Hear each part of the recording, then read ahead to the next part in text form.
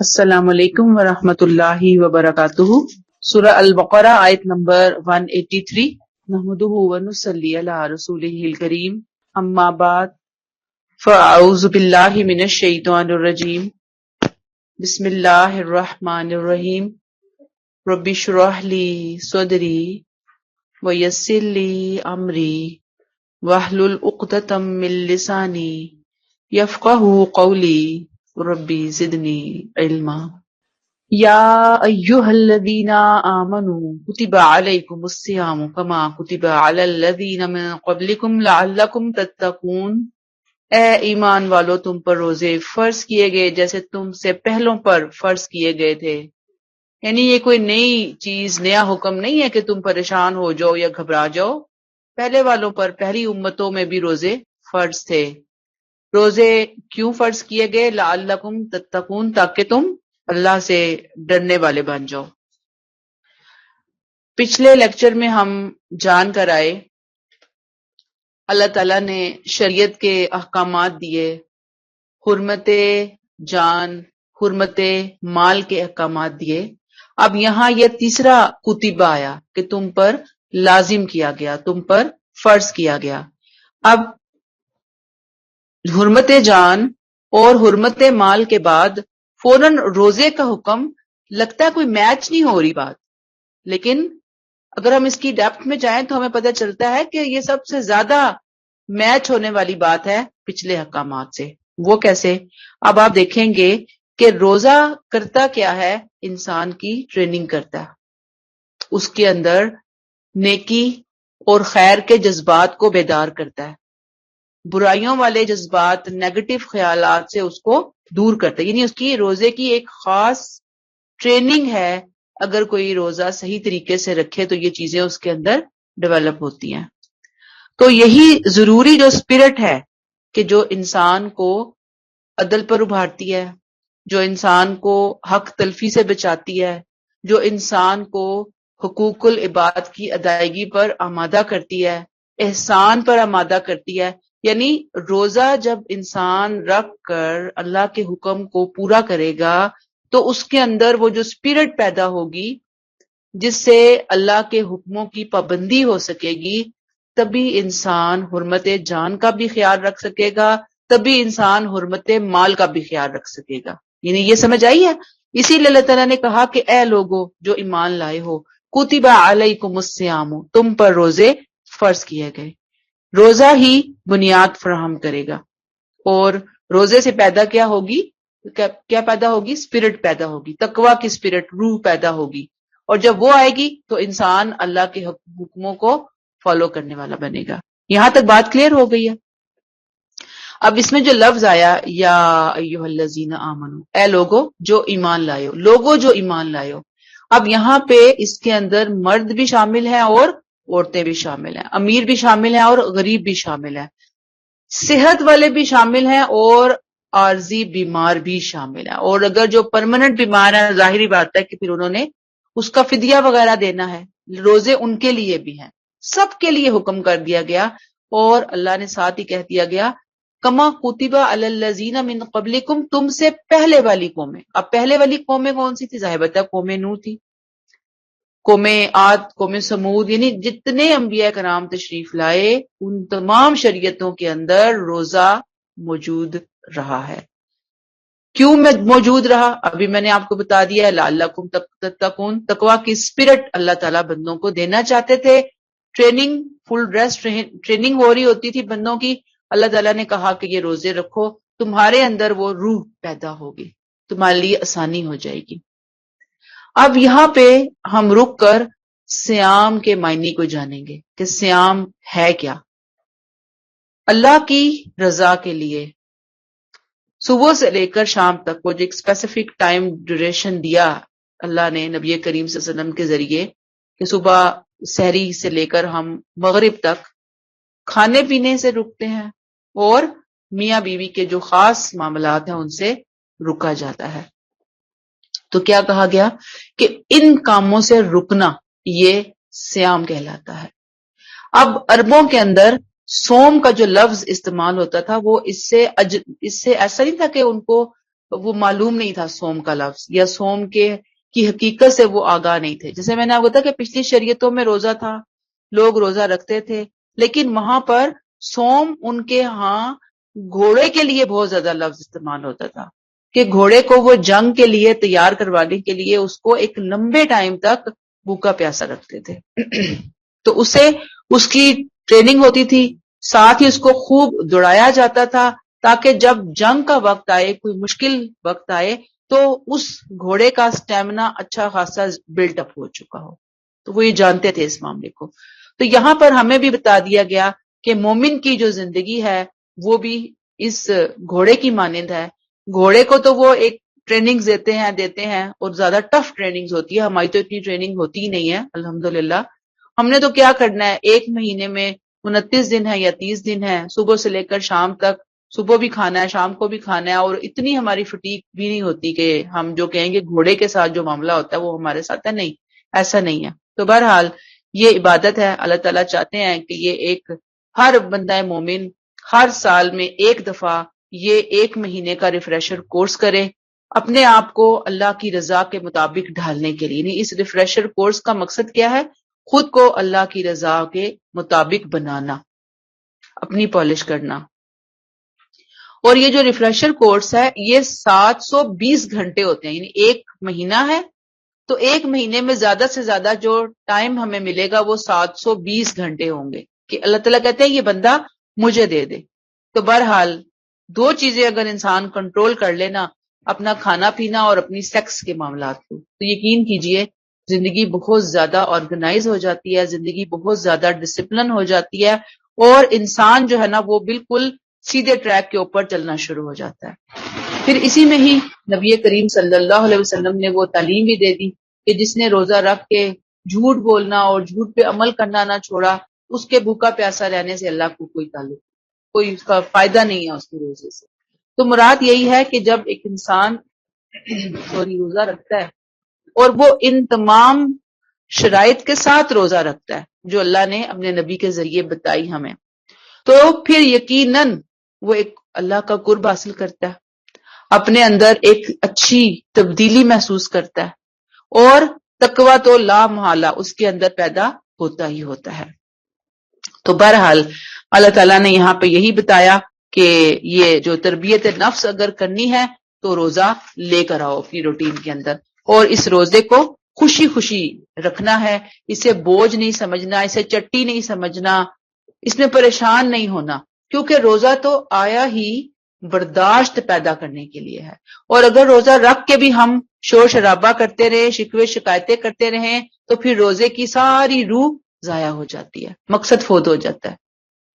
آیت نمبر 184، ایام معدودات، یہ گنتی کے چند دن ہیں. کون سے دن؟ یہ جو 29 یا 30 دن آئے اور گئے. آپ دیکھیں آتے بھی ہیں روزے اور پھر ساتھ ساتھ جانا بھی شروع ہو جاتے ہیں. اللہ تعالیٰ نے بتایا کہ یہ میں نے جو روزے تمہیں دیے ہیں یہ تمہاری تربیت کے لیے دیے ہیں، تمہارا سٹیمنا بڑھانے کے لیے دیے ہیں، تمہیں اپنے سے قریب کرنے کے لیے دیے ہیں، لہٰذا گھبراؤ نہیں، یہ جلدی سے گزر جائیں گے. پہلا عشرہ آیا 10 دن گزر گئے، دوسرا عشرہ آیا 10 دن گزر گئے، تیسرا عشرہ آیا 10 دن گزر گئے. ایام معدودات، یہ گنتی کے چند دن ہیں، لہذا اس میں پریشان ہونے کی ضرورت نہیں ہے. یہ آئے گا اور ٹائم گزر جائے گا. اب آپ دیکھیے کہ یہ جب حکم آیا ہے نا 183 اور 184 کے روزے رکھنے ہیں، اس سے پہلے جب تک روزے فرض نہیں ہوئے تھے نا، تو نبی کریم صلی اللہ علیہ وسلم نے مسلمانوں کو یہ حکم دیا تھا کہ ہر مہینے میں 3 نفلی جو روزے رکھیں گے وہ. ٹھیک ہے، آپ صلی اللہ علیہ وسلم خود بھی بہت زیادہ روزے رکھا کرتے تھے، ہر مہینے میں 3 بھی رکھتے تھے، 13 14 15 کا. پھر اس کے علاوہ ہر ہفتے میں وہ روزہ رکھا کرتے تھے، خاص طور پہ پیر کا اور جمعرات کا روزہ. اور انہوں نے یہ بتایا بھی ریزن کہ میں اس دن پیدا ہوا تو میں شکرانے کے طور پر یہ روزہ رکھتا ہوں. تو آپ صلی اللہ علیہ وسلم نے اپنی امت کو بھی یہی تلقین کی، صحابہ کرام بھی آپ کی پیروی میں روزے رکھتے تھے۔ اس کے بعد جب ہجرت ہوئی ہے مدینہ تو 2 ہجری میں روزوں کا باقاعدہ فرضیت کا حکم آیا، اور اس کے بعد یہ روزے جو ہے وہ لازم کر دیے گئے۔ بہرحال اس میں یہ تھا کہ شروع میں لوگوں کو یہ رخصت دی گئی، کیونکہ ہم دیکھتے ہیں جب قرآن کا ہم مطالعہ کرتے ہیں تو ہم یہ بات بہت زیادہ فیل کرتے ہیں کہ اللہ تعالیٰ نے احکامات ایک دم بندوں پہ نہیں ڈالے، بلکہ اللہ تعالیٰ نے تدریجاً ڈالے ہیں، آہستہ آہستہ طبیعتیں اس طرف مائل ہوتی گئیں۔ پہلے جیسے میں نے آپ کو بتایا مکی زندگی میں نفلی روزے تھے، مدنی میں آئے ہیں تو پھر آ کر روزے فرض کیے گئے، پھر جب فرض بھی کیے گئے تو اس وقت بھی سہولیات کیا دی گئی کہ اگر کوئی شخص بیمار ہے، عارضی بیمار ہے یا سفر پہ ہے تو وہ روزے نہ رکھے اور وہ اس کی جگہ فدیہ دے دے۔ لیکن بعد میں پھر اللہ تعالیٰ نے، آگے ہم پڑھیں گے آیات تو ہم دیکھیں گے کہ اللہ تعالیٰ نے یہ جو رعایت تھی یہ مستقل مریضوں کے لیے اور بوڑھوں کے لیے، کمزوروں اور ضعیفوں کے جو بہت ہی کمزور تھے اور جو روزہ رکھنے کے قابل ہو ہی نہیں سکتے تھے مستقبل میں، پھر یہ رخصت اللہ نے بعد میں ان کے لیے خاص کر دی، اور باقیوں کو حکم یہ دے دیا کہ جب تم سفر تمہارا مکمل ہو جائے، حالت اطمینان اور سکون میں آ جاؤ، بیماری سے صحت یابی ہو جائے تو روزہ ہی رکھنا ہے۔ یعنی یہ دیکھیں سہولتیں دے دے کر اللہ تعالیٰ نے بندوں کے دلوں کو روزوں کی طرف مائل کیا۔ اب اس کو دیکھتے ہیں، فمن کان منکم مریضا او علی سفر فعدۃ من ایام اخر، اس پر بھی تم میں سے جو بیمار ہو یا سفر میں ہو تو وہ دوسرے دنوں میں یہ گنتی پوری کر لے، یعنی بعد میں گنتی پوری کر لے گا، یہ گنتی کے جو چند دن ہیں۔ وَعَلَى الَّذِينَ يُطِيقُونَهُ فِدْيَةٌ طَعَامُ مِسْكِين، اور جو اس کی طاقت رکھتے ہوں کہ ایک مسکین کو کھانا کھلا دیں تو ان پر ہر روزے کا بدلہ ایک مسکین کا کھانا ہے۔ یعنی جو نہیں رکھنا چاہتا مریض یا مسافر تو وہ مسکین کو، ایک مسکین کو کھانا کھلا سکتا ہے۔ یہ کفارہ اس وقت بتا دیا گیا ایک روزہ نہ رکھنے کا۔ بیمار اور مسافر، وہ جو کہ اس زمانے میں بیمار ہوتا تھا یا مسافر ہوتا تھا، اگر وہ بعد میں آ کر روزہ رکھنا چاہے، بیماری کے بعد روزہ رکھنا چاہے تو ٹھیک ہے، اگر وہ نہ رکھنا چاہے، وہ فدیہ دینا چاہے تو ایک مسکین کو کھانا کھلا سکتا ہے۔ اچھا، یہاں پر جو کہا کہ ایک مسکین کو کھانا ہے، تو ایک یہاں اگر اللہ تعالیٰ نے اگلی آیت میں کہا فمن تطوع خیرا فہو خیر اللہ، اگر کوئی اپنی خوشی سے کچھ زیادہ بھلائی کرے تو یہ اس کے لیے بہتر ہے، یعنی ایک کی بجائے 2 کو کھلا دے، ایک ٹائم کی بجائے 2 ٹائم کا کھلا دے، 4 ٹائم کا کھانا کھلا دے، کوئی حرج کی بات نہیں ہے، جو جتنا نیکی کا کام کر لے کوئی حرج کی بات نہیں ہے۔ فدیہ زیادہ بھی کیا جا سکتا ہے۔ یہاں تک بات سمجھ میں آ گئی؟ تو بہرحال یہ جو روزے کا معاملہ ہے، ظاہری بات ہے کہ بعد میں شدید بیماری کی وجہ سے، ایسی بیماری کہ جو ناقابل علاج ہو چکی ہے، کینسر ایسا ہے کہ اب صحت نہیں مل سکتی، شوگر اس قسم کی ہو گئی ہے کہ انسان اب روزہ رکھنے کے قابل نہیں ہے، بیماری کمزوری اس قدر زیادہ ہو چکی ہے کہ اب ڈاکٹر بھی کہتے ہیں کہ آپ روزہ نہ رکھیں تو آپ کے لیے زیادہ بہتر ہے۔ تو ایسی صورتوں میں پھر اجازت ہے کہ آپ فدیہ دے دیں، اس کا کفارہ دے دیں اس کا روزوں کا، اور آپ روزے نہ رکھیں۔ اور اسی طرح اس میں دودھ پلانے والی ماں بھی جو ہے وہ شامل ہوتی ہے، جبکہ یہ جو بعد میں دن پورے کرنے ہیں اس نے، ٹھیک ہے نا، تو بعد میں وہ دن پورے کرے گی، فدیہ نہیں وہ دے گی اس طریقے سے، ٹھیک ہے۔ یہ جو فمن کان منکم مریضا او علی سفر ہے نا، اس میں ان لوگوں کو رخصت ہے، مریض اور مسافر کو رخصت دی گئی ہے کہ اگر وہ نہیں روزہ رکھ رہے بعد میں روزہ رکھ لے۔ اس میں پھر ایک ماں ہے، دودھ پلانے والی ماں بھی، ٹھیک ہے، اس کے لیے بھی رخصت ہے۔ پھر وَأَن تَصُومُوا خَيْرٌ لَكُمْ إِن كُنتُمْ تَعْلَمُونَ، اگر تم روزہ رکھ لو تو یہ تمہارے لیے اور بھی اچھا ہے اگر تم اس کی سمجھ رکھتے ہو۔ یعنی مسکین کو کھانا کھلانا بہت نیکی کا کام ہے، لیکن اس سے بھی بڑھ کر نیکی کیا ہے؟ تم روزہ رکھو۔ روزہ رکھنا لازمی کر دیا گیا، اگلی آیت میں ہم جا کر پڑھیں گے۔ اچھا، پھر آپ دیکھ لیجئے کہ صحابہ کرام جو ہے نا وہ سفر میں ہوتے تھے، تو کچھ صحابہ سفر میں روزہ رکھتے تھے اور کچھ روزہ نہیں رکھتے تھے. یعنی یہ رخصت تو دے دی گئی کہ سفر میں چاہے روزہ نہ رکھیں، لیکن کچھ صحابہ کرام نے اس سہولت کو بھی اویل نہیں کیا. اور اس کی مثال ہمیں پتہ چلتی ہے کہ ایک دفعہ آپ سے نے دیکھا کہ کچھ لوگ جو ہے نا وہ ایک آدمی کے اوپر سایہ کیے ہوئے ہیں، اس کو جیسے کوئی پنکھا نہیں کرتے اس کے اوپر ہوا دی جا رہی ہے اور بتایا جا رہا ہے کیا ہوا.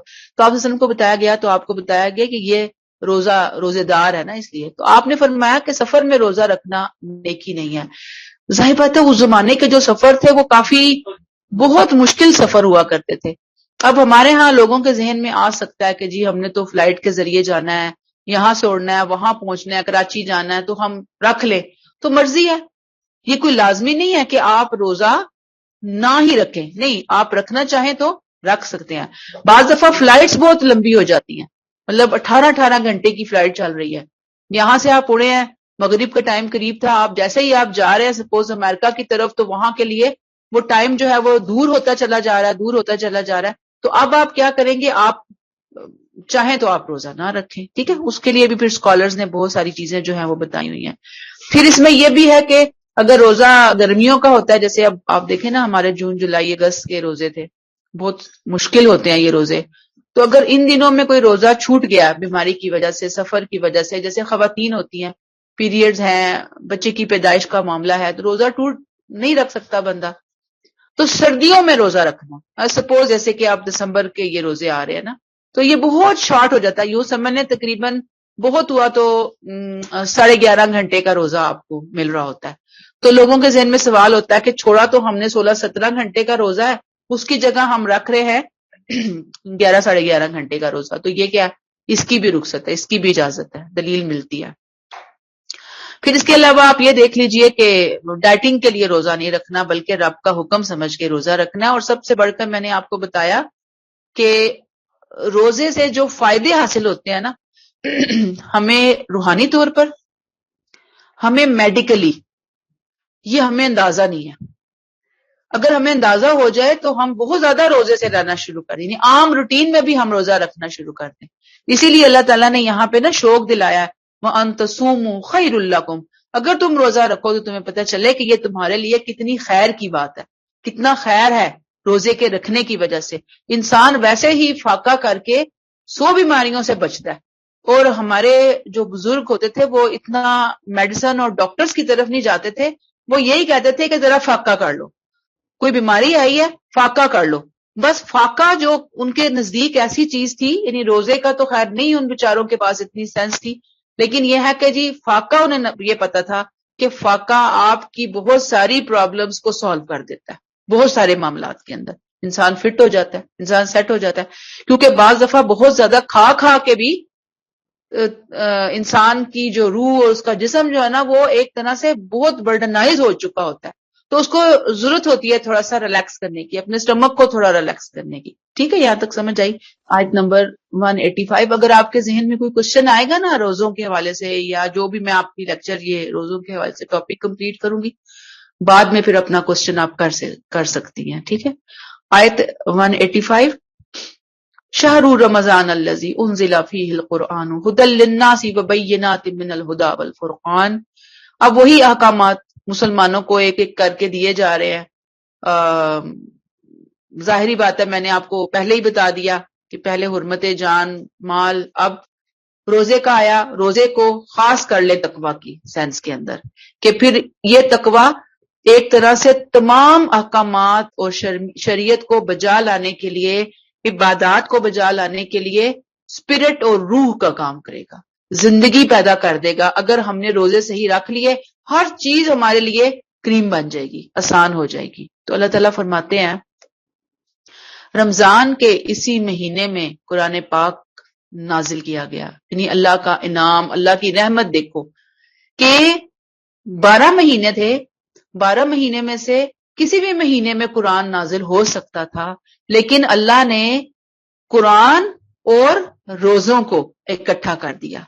یہ ایک بہت بڑی، یعنی ایک حکمت بھی کہہ لیں، روزوں کے رمضان کے مہینے کو ایک اعزاز ملنا بھی کہہ لیں کہ قرآن جیسا اللہ کا کلام، بہترین کلام جو ہے وہ رمضان کے مہینے میں اللہ نے بھیجا. دنیا والوں کے لیے ایک طرح سے اپنا انعام بنا کر، خصوصی بخشش اور رحمت بنا کر. اللہ تعالیٰ نے یہاں پہ خود کہا ہدی للناس، لوگوں کے لیے رہنما بنا کر، بینات من الہدا و بینات، اور نہایت واضح دلائل کی صورت میں. وہ بینات من الہدا ہدایت ہیں جو سراسر ہدایت ہے، والفرقان اور فرقان بھی ہے، یعنی حق و باطل، خیر اور شر، حلال و حرام میں فرق کرنے والی آیات. یہ کرائٹیریا اللہ نے بنا دیا. اب آپ دیکھ لیجئے کہ یہ رمضان ہی کا مہینہ ہے، شہر رمضان انزل فیہ القرآن، انزلہ نازل کیا گیا. یہ جو انزلہ کا لفظ ہے نا، یہ لفظ آتا ہے جیسے کوئی چیز سٹارٹ کی جاتی ہے پھر اس کو بھیجا جاتا ہے، یعنی نزول شروع ہوا، نزول کیا گیا یعنی نازل ہوا، اور پھر نزول مکمل ہوا. یعنی تینوں کے لیے ہم انزلہ کا لفظ لا سکتے ہیں، یعنی صرف ایک لفظ کے لیے نہیں انزلہ ہے کہ نازل کر دیا، نہیں، نازل ہونا سٹارٹ ہوا، قرآن کا نزول شروع ہوا اقرا سے. ٹھیک ہے، آپ کو پتا 23 سال چلتا رہا وہ نزول.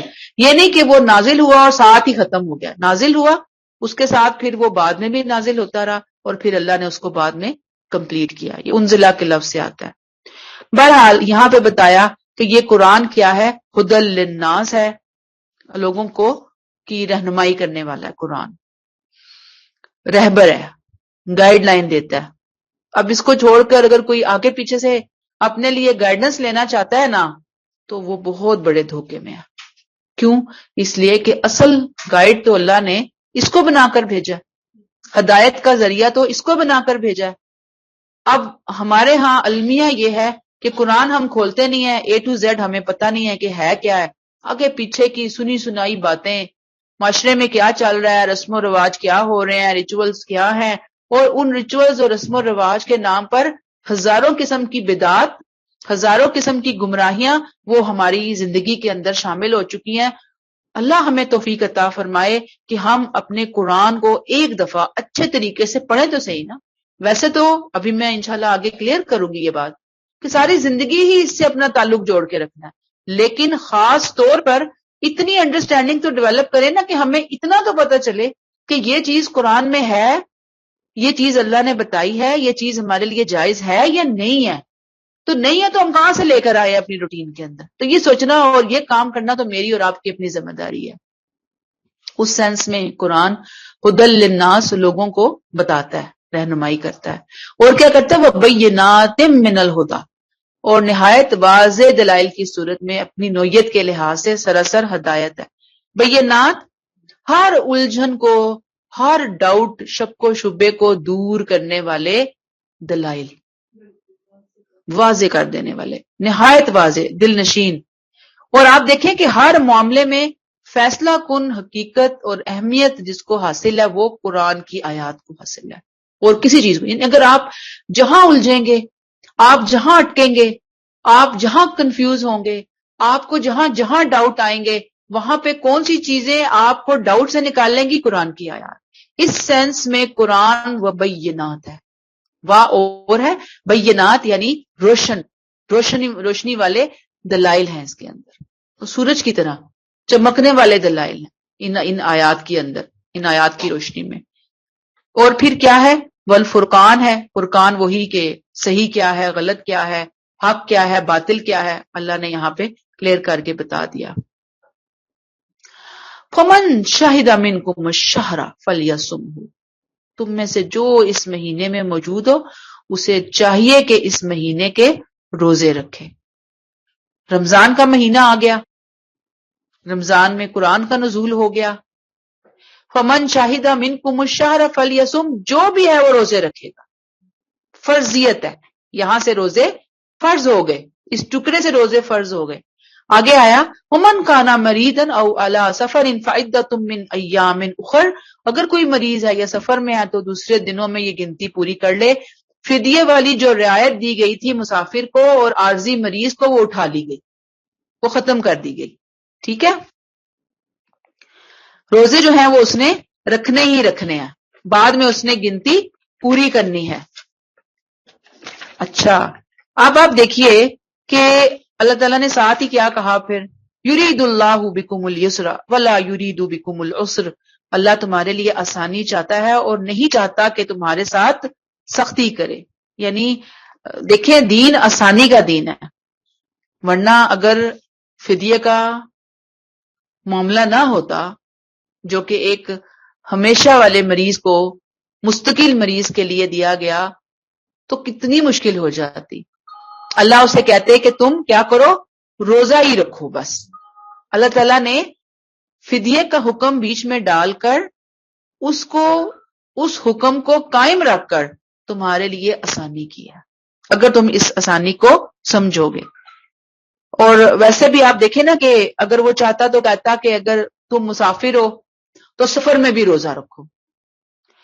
وہ یہ چاہتا کہ اگر تم بیمار ہو تو تم روزہ ہی رکھو، تمہارے لیے کوئی سہولت نہیں ہے، کوئی ریلیکسیشن نہیں ہے، ٹھیک ہے نا. اس نے کیا کیا، تمہارے لیے یرید اللہ بکم اليسر، آسانی کی ہے اس نے. اور صرف آسانی یہاں نہیں ہے، بہت ساری چیزیں ہیں دین کے اندر جہاں ہمیں پتہ چلتا ہے کہ اس نے کیا رکھی ہے، آسانیاں ہی آسانیاں رکھی ہیں. وہ چاہتا ہے ہمارے لیے آسانیاں. حدیث کا مفہوم ہے کہ لوگوں کے لیے آسانیاں کرو، مشکل نہ کرو، خوشخبری دو اور نفرت نہ دلاؤ. یعنی آسانیوں کے ساتھ بات شروع کرو. دیکھو کہ اگر اس فلاں کام کے کرتے ہوئے اس بندے کو تھوڑی سی آسانی مل سکتی ہے یا زیادہ آسانی مل سکتی ہے تو ہم اسے آسانی والا پہلو بتا دیں. ہمارے ہاں کیا ہوتا ہے کہ نہیں جی کچھ نہیں بتانا، کچھ نہیں سمجھانا، اس لیے کہ اگر ہم نے ان کو کچھ بتا دیا سمجھا دیا تو پھر یہ بڑے چوڑے ہو جائیں گے. تو چوڑے نہیں ہونا، چوڑا ہونا نہیں والی بات نہیں ہے. جب اللہ نے کہا ہے تو پھر ہم کون ہوتے ہیں. اب آپ دیکھیے کہ آج جو ہے نا لوگوں نے دین کو بہت زیادہ مشکل بنا دیا. اتنا مشکل نہیں ہے دین، جان بوجھ کے ہم نے اس کے اندر سختیاں جو ہیں وہ ڈالی ہوئی ہیں. مثلا آپ دیکھیں کہ آپ سفر پہ جاتے ہیں تو ہمیں یہ اجازت ہے کہ ہم 2 نمازوں کو اکٹھا کر لیں، ظہر اثر کو اکٹھا کر لیں، مغرب عشاء کو اکٹھا کر لیں. لیکن اگر آپ اس طرح کی بات سوسائٹی میں کریں جا کے تو لوگ اول تو سنتے نہیں ہیں، اور اگر سنیں تو وہ عجیب و غریب قسم کے نقطے نکال رہے ہوتے ہیں. حالانکہ یہ ایک شریعت نے ہمیں آسانی دی ہے. قصر جو ہے وہ بھی آسانی ہے، تیمم جو ہے وہ بھی ہمارے لیے آسانی ہے.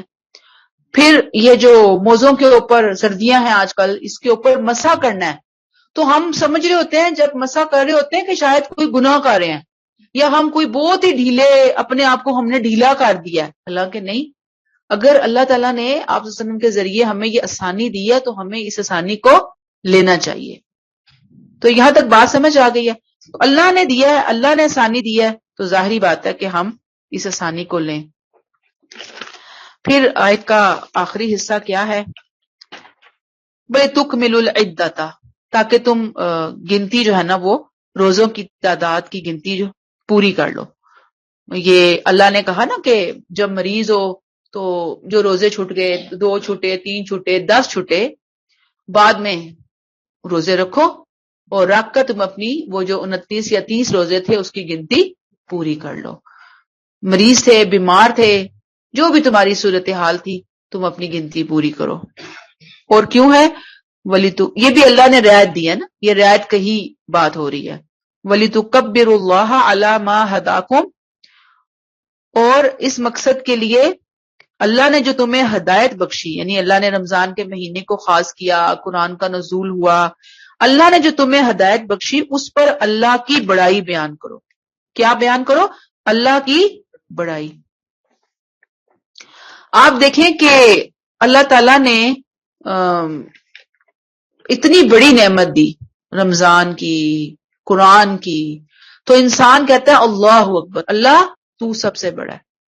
تیری خاطر میں نے بھوک پیاس کاٹی، تیری خاطر میں نے قرآن سے اپنے تعلق کو جوڑے رکھا، ذرا زیادہ جوڑا اس مہینے کے اندر. یہ تمام باتیں کہہ کر انسان کہتا ہے کہ میں اللہ کے بڑے ہونے کو مانتی ہوں، تسلیم کرتی ہوں. بھوکی پیاسی یا بھوکا پیاسا میں رہا تو کس لیے؟ اللہ کی خاطر. اور کس اللہ کی خاطر؟ جس نے نبی کریم صلی اللہ علیہ وسلم کے ذریعے ہمیں بتا دیا کہ ہر نیکی کا اجر جو ہے نا وہ 10 سے 700 گنا تک ہے، لیکن روزہ میرے لیے ہے اور میں ہی اس کا اجر دوں گا۔ اور کیا اجر ہے یہ تو اللہ تعالیٰ نے وہاں پہ رکھا ہوا ہوگا، جب جا کے ملے گا، یعنی جس کا اجر، باقی اجر بھی اللہ ہی دیں گے، ٹھیک ہے، 10 سے 700 گنا، ڈبل ٹرپل، وہ بھی اللہ دے رہے ہیں، لیکن روزے کا تو کوئی اسپیشل گفٹ ہے، یعنی عام گفٹ نہیں ہے، کوئی اسپیشل انعام ہوگا۔ کتنا ہوگا؟ ظاہری بات ہے ہر ایک کے حالات، واقعات، معاملات، کس نے کتنی جان جوکھوں سے روزہ رکھا، پھر اس روزے کے اندر اس نے اللہ کے حکموں کو کتنا فالو کیا، پھر اس روزے سے اس نے تقوی کتنا زیادہ حاصل کیا، اس کے مطابق اس کا گفٹ جو ہے نا وہ اسپیشل گفٹ بڑھتا چلا جائے گا۔ تو یہاں پر بات پھر وہی آتی ہے کہ انسان جو ہے نا اللہ تعالیٰ کے اس حکم کو پورا کرے اور اللہ کی بڑائی کبریائی بیان کرے، وَلَعَلَّكُمْ تَشْكُرُونَ، اور اس لیے اس نے یہ تمہیں آسانیاں دی تاکہ تم شکر گزار بندے بنو۔ اور شکر گزار یہی ہے کہ اللہ کا بہت بڑا احسان ہے کہ اس نے ہمیں اپنی سکیم سمجھا دی اپنے اس قرآن کے ذریعے۔ اس نے بتا دیا کہ دنیا میں ہمیشہ نہیں رہنا، اس نے بتا دیا کہ تم بہت تھوڑے ٹائم کے لیے آئے ہو، اس نے بتا دیا کہ تمہیں یہاں سے چلے جانا ہے، اس نے بتا دیا کہ تمہیں یہاں پر رہ کر نیکیوں کے بیج بونے ہیں، اس نے بتا دیا کہ تمہیں یہاں پہ رہ کر برائیوں سے بچنے کی کوشش کرنی ہے، تمہیں اس دنیا میں رہتے ہوئے 100% اپنی پرفارمنس کو آبزرو کرنا ہے، اس کے اوپر نظر رکھنی ہے، اس کو کنٹرول میں رکھنا ہے، کسی دوسرے کی پرفارمنس دیکھنے کی بجائے فلاں یہ کر رہا ہے فلاں یہ کر رہا ہے، اپنی پرفارمنس پہ فوکس کرنا ہے۔ جب یہ تم کرو گے نا تو انشاءاللہ اللہ سے تعلق جوڑے گا، آسانیاں ہوں گی دنیا اور آخرت میں۔ اور یہی شکر گزاری ہے کہ اے اللہ تو نے ہمیں یہ سمجھایا، تو نے ہمیں یہ سینس عطا کی، اور ہم اس کے نتیجے میں تیرے اور شکر گزار بندے بن رہے ہیں۔ تو اللہ چاہتا ہے کہ بندہ روزے کے ذریعے اللہ کی بڑائی، اس کے بڑا ہونے کا احساس، اس کا یقین اپنے اندر پیدا کرے۔ اللہ چاہتا ہے کہ بندہ روزوں کے ذریعے اللہ کا زیادہ سے زیادہ شکر گزار بندہ بنے، اس کی اس ہدایت کو، تعلیم کو جان کر۔ اور پھر ویسے بھی آپ دیکھیں نا کہ جب ہم کرتے ہیں نا افطار وغیرہ کرتے ہیں تو آپ نے دیکھا ہوگا کہ اس وقت بھی ہم دعا بھی پڑھ رہے ہوتے ہیں، اللہ کو یاد بھی کر رہے ہوتے ہیں، تو وہ شکر گزاری ہی ہوتی ہے ساری کی ساری، ٹھیک ہے۔ اچھا جی، پھر آپ دیکھیں گے اس میں ایک دو چیزیں میں چاہوں گی کہ ہم اس کو تھوڑا سا اور لے لیں کہ یہ جس مہینے میں اللہ تعالیٰ یہ ظاہر باتیں بتا رہے ہیں کہ یہ جو تکبر اللہ اور جو تشکرون لعلکم تشکرون، ظاہری بات ہے کہ یہ مہینہ ہی اتنا بڑا ہے، قرآن کا نزول ہی اتنا بڑا ہے کہ شکر گزاری انسان پہ واجب ہو جاتی ہے، اور وہ انسان جب بھوکا پیاسا رہتا ہے، قرآن سے تعلق کو جوڑتا ہے، تو وہ یہ اعلان کرتا ہے کہ میرے نزدیک اللہ کے حکم سے بڑھ کر اور کوئی چیز نہیں ہے۔ تو اللہ تعالیٰ توفیق عطا فرمائے کہ انسان اپنے اس دین کے اس حکم سے اچھے طریقے سے جڑے۔ اس میں ایک دو چیزیں اور چھوٹی چھوٹی چیزیں ہیں کہ اس میں میں تھوڑا سا چاہوں گی کہ ہم بات کر لیں ہدن کے اوپر نا، تھوڑا سا بات کر لیں۔ یہ کتاب کیا کرنے کے لیے آئی ہے؟ ہدایت دینے کے لیے آئی ہے، اور میں پہلے بھی سورہ بقرہ کے سٹارٹ میں ہم یہ پڑھ چکے کہ ہدایت کیا ہے؟ دنیا کے اندر اللہ کی طرف سے سب سے بہترین، سب سے خوبصورت، سب سے قیمتی گفٹ ہے جو اس کتاب سے جڑنے کے بعد انسان کو ملتی ہے۔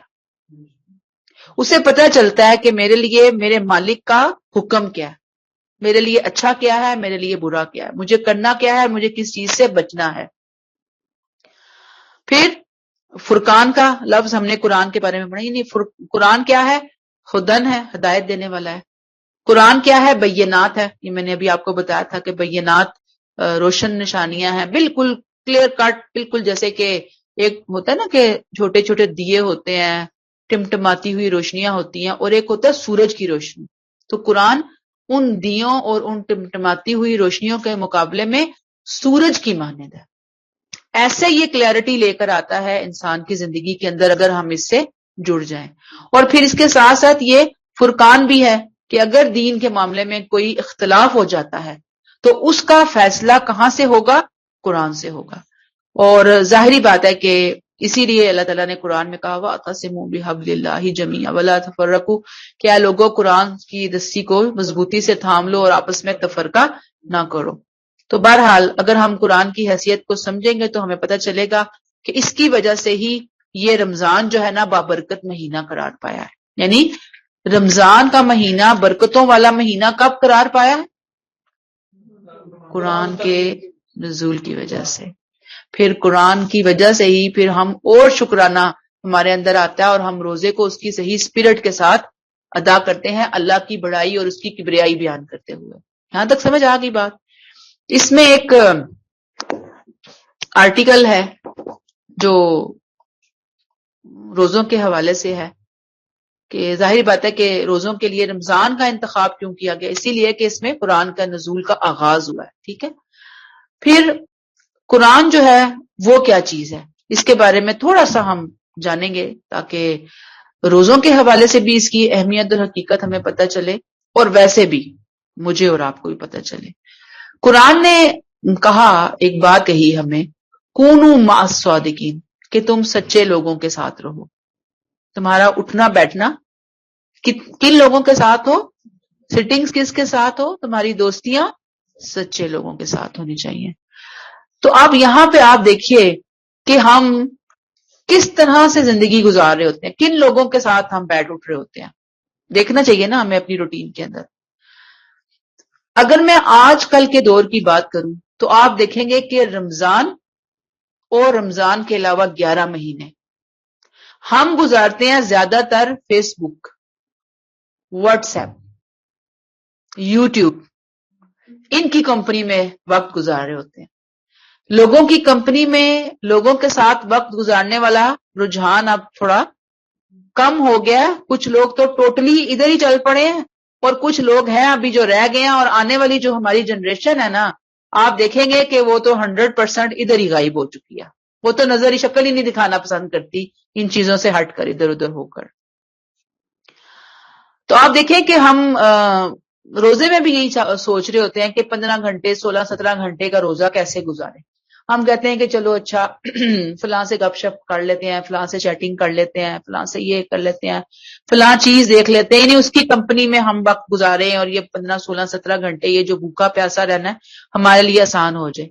تو یہاں پر اللہ نے جو ہمیں کہا نا قرآن میں، کونوا مع الصادقین، سچوں کے ساتھ رہو، اللہ تعالیٰ نے بتا دیا کہ جو قرآن کے ساتھ وقت گزارنا ہے نا، اصل میں کیونکہ اللہ نے کہا شہر رمضان الذی انزل فیہ القرآن، رمضان کا مہینہ وہ ہے جس میں قرآن کا نزول ہوا۔ تو اب اگر ہم کوشش کرتے ہیں خاص طور پہ رمضان میں اور باقی 11 مہینوں میں اگر ہم قرآن کے ساتھ اپنا تعلق بناتے ہیں تو یاد رکھیے کہ یہ تعلق ایسے ہے کہ جیسے آپ نے باقی چیزوں کی کمپنی کو چھوڑا اور آپ وہاں سے اٹھ کر اللہ کی کمپنی میں بیٹھ گیا کر۔ قرآن جب ہم نے پکڑ لیا، قرآن کو پڑھنا، قرآن کو سمجھنا شروع کر دیا، تو ہم نے دنیا کی ان کمپنیوں سے اپنے آپ کو تھوڑا سا پرے کر دیا۔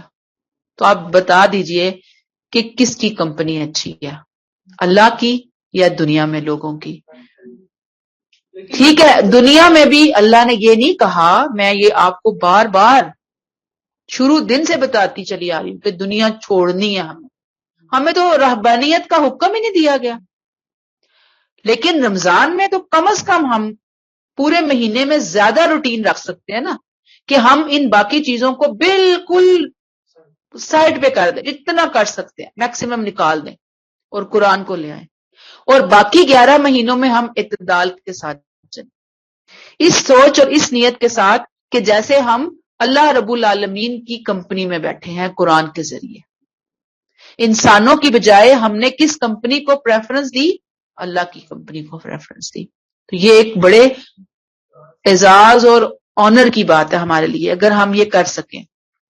تو ظاہری بات ہے کہ جتنا وقت ملے، میں نے آپ سے یہی کہا، بار بار یہی کہوں گی کہ یہ کلاس نہیں، صرف یہ کلاس نہیں، جہاں پہ بھی قرآن سے جڑیے، اپنے ارد گرد لوگوں کو بھی اسی چیز کی دعوت دیجیے کہ لوگ قرآن سے جڑ جائیں، قرآن کے ساتھ تھوڑا ٹائم گزارنا شروع کر دیں، قرآن پڑھیں، ترجمے کے ساتھ تجوید کو بہتر بنائیں، تفسیر کو بہتر بنائیں، پھر اس کے اوپر عمل کرنے کی کوشش کریں.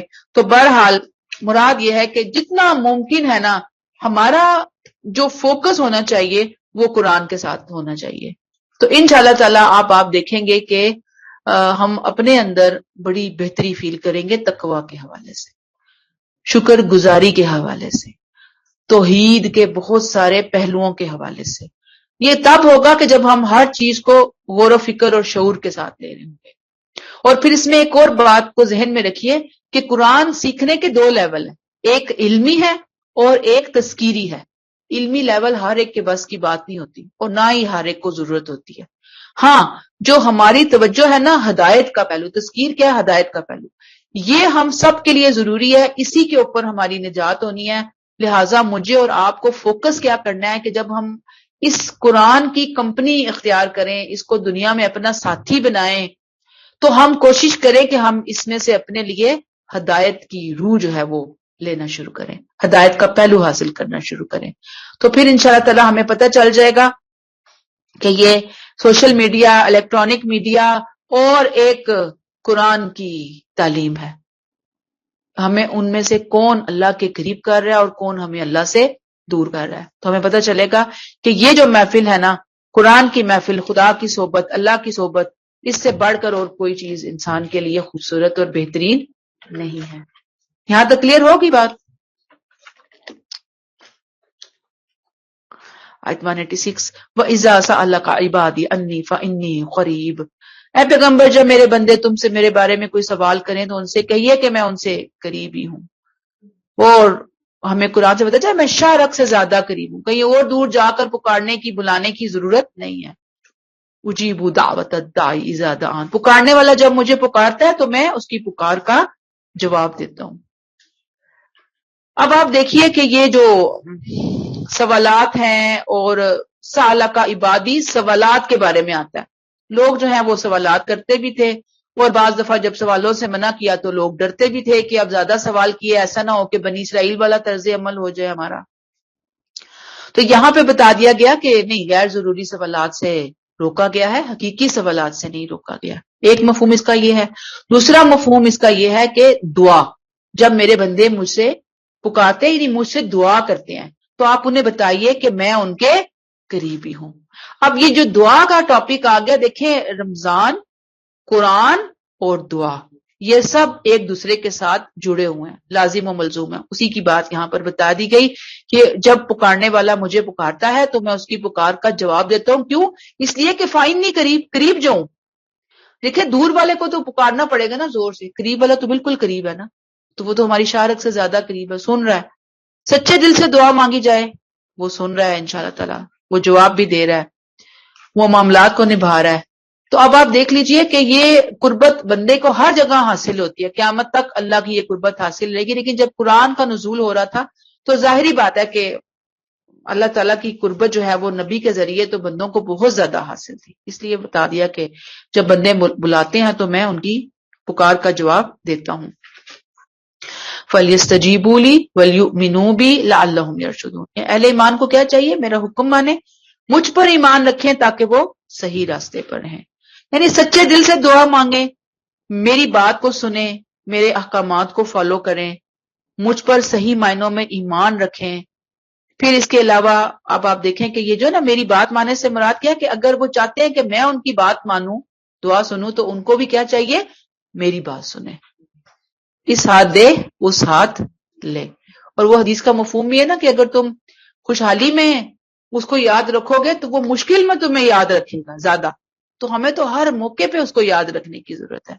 اور یہ جو ہے نا وَلْيُؤْمِنُوا بِي، ایمان لائیں، اس کا مطلب کیا ہے کہ منافقانہ رویہ اختیار نہ کریں، شرک نہ کریں، مجھ پر اعتماد کریں، مجھ پر بھروسہ کریں. وہ سب کچھ سنتا ہے، سب چیزوں پر وہ قدرت رکھنے والا ہے، اس کے خزانے میں کوئی کمی نہیں ہے، ہر چیز وہ دے سکتا ہے. اور لعلہم یرشدون، تاکہ وہ صحیح راستہ اختیار کر لیں. صحیح راستہ کیا ہے؟ کہ جو عبادت کا صحیح راستہ ہے، خوبصورت طریقے سے کام کرنے والا ہے راستہ ہے، ٹریک پہ چلنے والا راستہ ہے، اللہ کی رضا پانے والا راستہ ہے. وہ تبھی ملے گا کہ جب ہم اپنے معاملات، اپنے تعلقات اپنے رب سے بہتر بنائیں گے، دعاؤں کے ذریعے بھی اور جب آپ صلی اللہ علیہ وسلم کے صحابہ موجود تھے تو وہ مختلف سوالات کر کے اپنی کنفیوژنز دور کر رہے تھے، تو لعلہم یرشدون کہ ان کے شبہات دور ہو رہے تھے اور وہ ہدایت پا رہے تھے، سیدھے راستے پر آ رہے تھے۔ تو بہرحال روزہ جو ہے اس میں خاص طور پر پیوریفیکیشن ہو رہی ہوتی ہے ہر لحاظ سے، باڈی کی، اسپرچولی، فزیکلی، ہر لحاظ سے۔ تو روزے کے اندر قرآن کے تعلق کے ساتھ ساتھ انسان کو دعائیں کثرت سے مانگنے کا بھی حکم دیا گیا۔ کوئی اچھی سی انسان کتاب لے لیتا ہے دعاؤں کی اور پھر اپنی روٹین میں لے آتا ہے، اور پھر سچے دل سے مانگی جائے، غافل دل سے نہیں مانگی جائے، اللہ سے ہی مانگی جائے، اللہ کی فرما برداری کرنی ہے، اللہ کی نافرمانی نہیں کرنی، اور ڈائریکٹ اسی سے مانگے، درمیان میں کوئی واسطہ کرنے کی ضرورت نہیں ہے ہمیں۔ اللہ ڈائریکٹ سنتا ہے، جب اس نے کہا میں سنتا ہوں تو پھر سنتا ہے نا، اس سے بڑھ کر سچی بات اور کسی کی نہیں ہو سکتی۔ ٹھیک ہے، تو یہاں پہ ہم روک لیتے ہیں۔